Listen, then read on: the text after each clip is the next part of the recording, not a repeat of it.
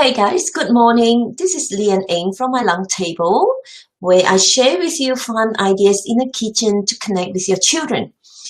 Um, I'm, it's a very early morning right now, and I just thought I want to do a very impromptu live call to you. I'm just going to talk to you about your cultural dishes and your using your kitchen as a means to connect with your children. But today, this morning, I was thinking about the dishes that we're going to cook. Um, when do you decide what dish you want to cook at night for dinner? Is it in the morning when you wake up, or is it during the afternoon, or is it 1 hour before dinner time? Only then you decide what you're going to cook. Um, I had a thought about dishes what I'm going to cook when I start defrosting the meat from the freezer in the morning, and um, and I was thinking, should I cook something that's simple with just normal barbecue sauce, or would I like to cook some traditional dishes, the dishes that I grew up with? Um, I want to do a little chat about introducing cultural dishes into your weekly dinner menu, and it's one way by introducing your cultural dishes to your children. Modify it, make it something that is simple. I know traditional dishes, I mean, I grew up with a lot of traditional dishes. It's a mountain of work. It's so much work in terms of preparation. Unless you have at least 1 or 2 hours in the kitchen, is actually quite demanding in time. Modify it. Use whatever gadgets in your kitchen and modify the dish. Couple reasons why I am so passionate about getting you to reintroduce the dishes that you grew up with your family. It's one thing is, you see, our ancestors consumed those dishes for generations, and it gave them great health. And so these dishes were time tested, and it's nutritious, and it's tasty, and it's also based on the ingredients that they have at the time. And if you're living far away in a foreign country, or in other states that those raw ingredients are not easily accessible, modify it. And that's where the fusion comes in. Modify the dishes in such a way that it still resembles the taste and the look and feel from the dishes that you grew up with, but it does not necessarily have to be the same. Partly because it's nutritious. It's something that food like you create with love, and also it reconnects to who you are.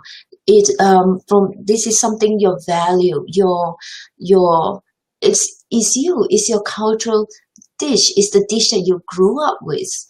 So two really important aspects that I really want you to consider when you cook is cook with consciousness, cook with awareness, not just plonk meat on there, throw pepper and salt and just bake it. Yes, I do that many times because of time factor. But by the end of the day, it just doesn't mean anything. It's just something that you feed, and you're okay, you're full, and that's it. But make your dishes meaningful, something that you cook with a purpose, with love, and as part, it's just sharing who you are, sharing about your culture, and passing it on to your children. Cook with love, share who you are through your dishes, and share it with your family. And it's something that you can talk about when you're at the dinner table. It's one way of opening up conversation as well, is to tell the story about how this dish was created, cooked by your parents, your grandmother, your auntie. Who did you share this dish while cooking with? And talk about the ingredients with them, how the preparation goes, and tell them the story. But when you cook it in a different format, tell them how you change it and why. Is it because the ingredients, the timing, or you probably forgotten about the recipe and you just cook with feel? But when you cook something that when you like, you cook it with passion, you cook it with love. And when you cook it with love, you share that love with your family. So through my long table, I will share with you simple tips that I learned. I am not great in the kitchen, I have to admit, but those are the skills that I learned from my grandmother or whoever, my auntie, whoever in the kitchen, and because I love the taste of the food. So I'm quite passionate to recreate those dishes that I grew up with. But when I share with you those simple tips, I hope it will inspire you to recreate your own cultural dish, your own dish that you grew up with, your own dishes that you love, and just share the love with your children, with your family, with your friends. Dishes are meant to be enjoyed.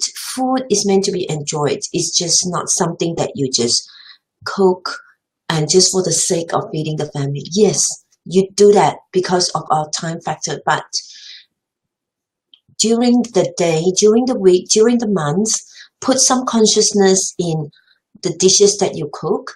And for the last 10 years, I've observed the market. There are so many ready-made sauce, ready-made paste, ready-made ingredients that there is no reason why you can't recreate a dish that you grew up with. Especially in Australia, we have multicultural,